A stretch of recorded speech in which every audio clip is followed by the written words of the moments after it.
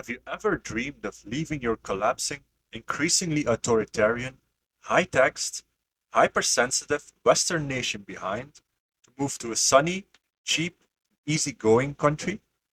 If so, you're in luck, because that's not only possible, it's also very doable for anyone.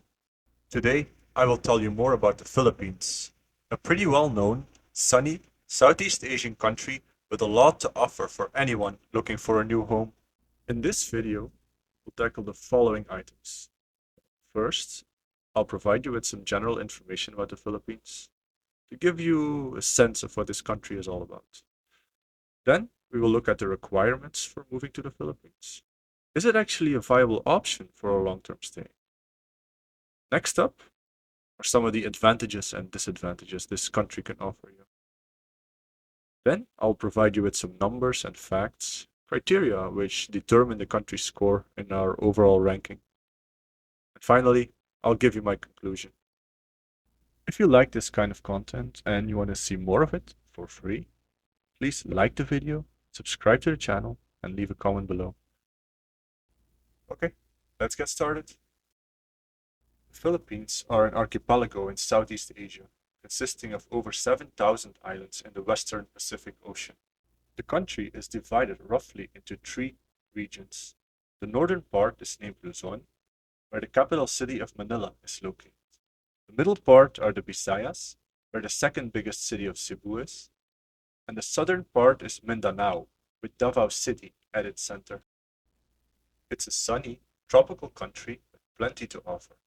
It has no land borders, but it does share maritime borders with Taiwan, Japan, Palau, Indonesia, Malaysia, Vietnam, and of course China. It is located on the Pacific Ring of Fire, which means earthquakes, volcanic eruptions, and typhoons can and do occur. The Philippines are a multinational state with a lot of different ethnic groups, cultures, and languages. Roughly 110 million people live here across an area of over 120,000 square miles. The Philippines used to be a Spanish colony, and this influence can still be seen today, both in the language, which uses a form of many Spanish words, and the general look of many Filipinos. Around the turn of the 20th century, the Philippines came under control of the US, which lasted until its independence in 1946.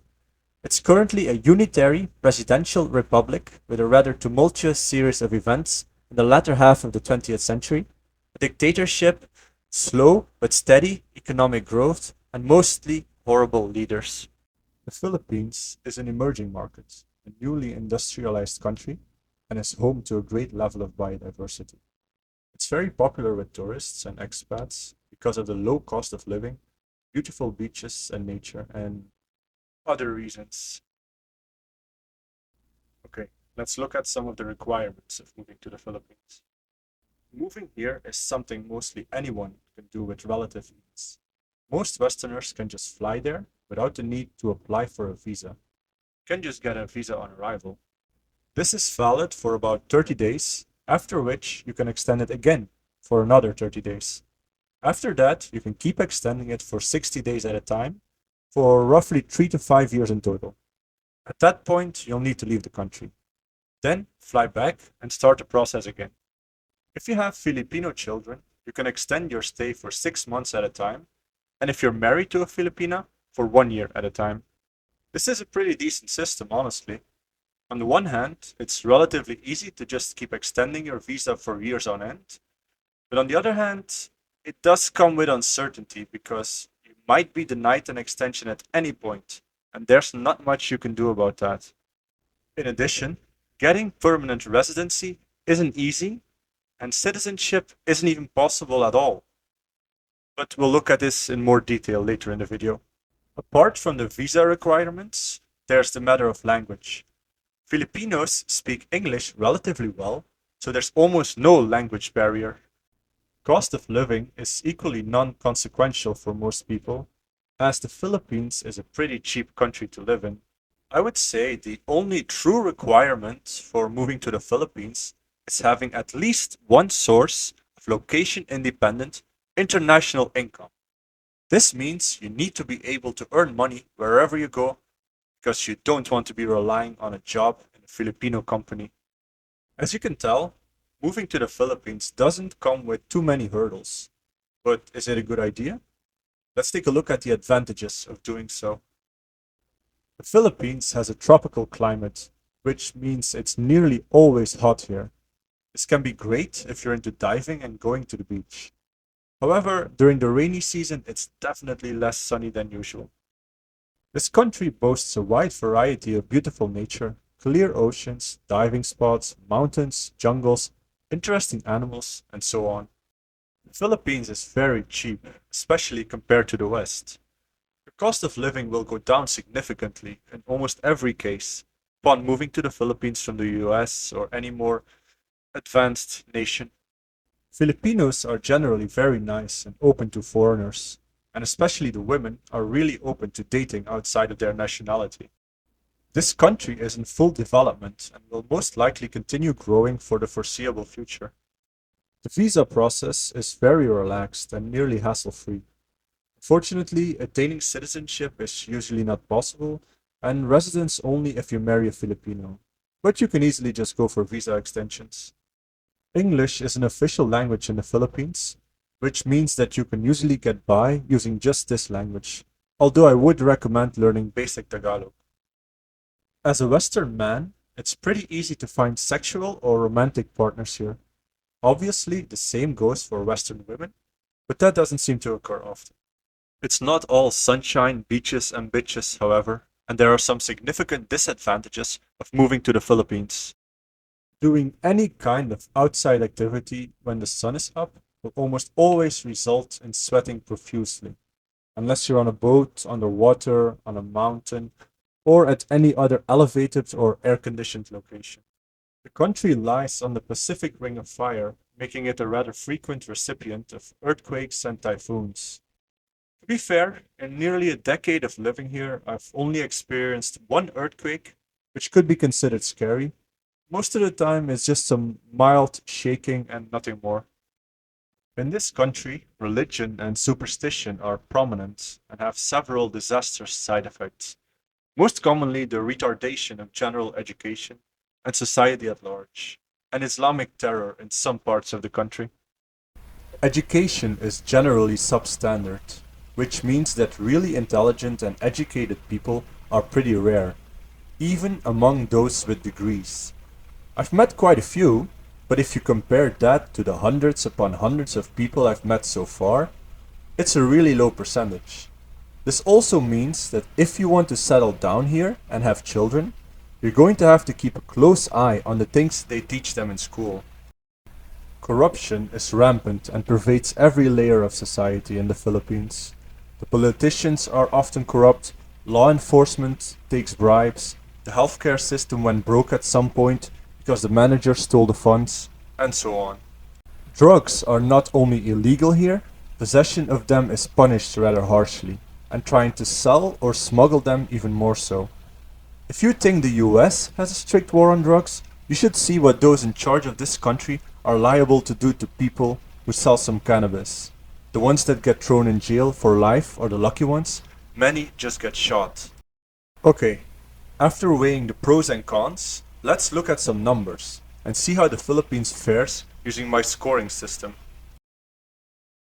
To determine a country's score, we will judge it based on the following parameters: climate, English proficiency of the average citizen, cost of living, taxes on international income, economic growth, safety, logistics of moving and staying there. While these parameters certainly aren't perfect, they do give you a reasonable idea of what to expect from a certain country. The Philippines has a decent climate, with on average warm temperatures, a decent amount of sunshine per day, and not a lot of rainy days. However, it does have rather high humidity. For this reason, based on the numbers you can see here, it gets a decent 7.6 out of 10.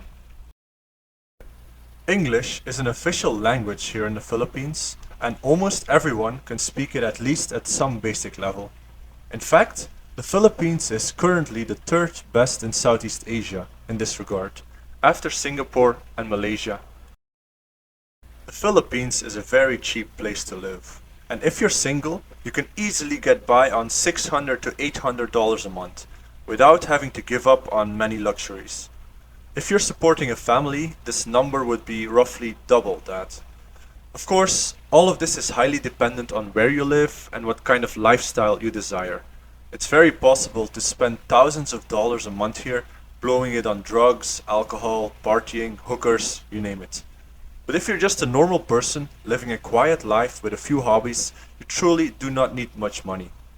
In addition, you can open a bank account here, making it rather easy to set up a base or save on expenses. For people just living in the Philippines sporadically, there aren't any taxes on their international income. However, if you spend more than 182 days per year here, you will be considered a tax resident, even if you're just a perpetual tourist. In that case, you will be taxed between 5 and 32%. That being said, if you have a location-independent international income, which does not get paid directly into your Filipino bank account, I don't see how the government would be able to tax you. The Philippines has seen an average GDP growth over the last 10 years of 5%, which is rock solid and further emphasizes the fact that this country is rising and will keep improving year after year. The Philippines is safe in nearly every big city, but there are definitely regions you should avoid, such as the western part of Mindanao or the slums in Manila. These numbers give a rather poor impression, and while they are correct, they do not paint the whole picture, as they are the average of the country, which takes into account the very dangerous zones where you should stay away from. If you focus on living in the safer areas, such as Davao City, I honestly feel like the Philippines is one of the safest countries in the world. The visa situation is really good. Most Westerners can get a visa on arrival, which can be extended for 2 to 6 months at a time, for a total of 3 to 5 years before you have to leave the country, after which you can just come back and do the same thing again. Permanent residence can be granted through marriage, which I would advise against for many reasons, or through the rare and elusive quota visa.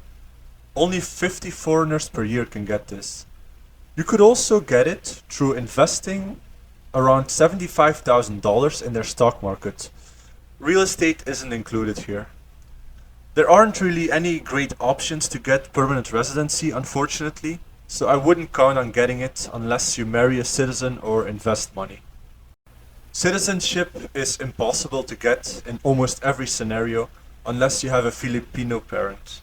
If we take the average score of all these factors, we can see that the Philippines gets a 7.4 out of 10, which is a really stellar result. To conclude this video, let's answer the question, how is living in the Philippines as a foreigner? Well, living in the Philippines is pretty awesome, provided you earn an international, location-independent income. Moving and staying here is very easy due to the relaxed visa system, although the lack of great residence and citizenship options does hinder it a little bit. You often enjoy an elevated status in the eyes of many prospective romantic and sexual partners, which makes dating here a breeze. In addition, if you earn a Western-sized income, you can live a very comfortable life. English is widely spoken, so you can communicate with nearly everyone, at least at a basic level. There is no real need to learn the local languages, although I would advise you to do so anyway. Filipinos are, at least to foreigners, very nice people, and you can meet many wonderful human beings who can enrich your life. Are the Philippines any good for setting up bases such as residence, banking, or citizenship? Yes and no. You can't easily get residence or a passport here, but investing in real estate, condominiums, and setting up an asset is an option you can pursue, and in so doing, take advantage of the growing market. It's also possible to open a bank account as a foreigner here without being a resident. In short, if you want to live a relaxed, low pressure, comfortable, sun-sea beach life, you can't really go wrong with the Philippines. Whether you want to party all day, fuck around, raise a family, or just escape the West and find a new home with very little hassle, you can do so here. There we go. Hope you learned something about this beautiful country. I'm curious to hear about your thoughts. Are you interested in moving to the Philippines? Or have you been living here for a while and want to add something I forgot to mention? Let me know in the comments below. In any case, if you want more information about other countries you can move to, check out my website at escapingthewest.net. If you want to learn more about why the Western world is going down, how you can make sure you're protected, or if you just want to support the channel, consider checking out my new book, available on Amazon. Link in the description. See you in the next video.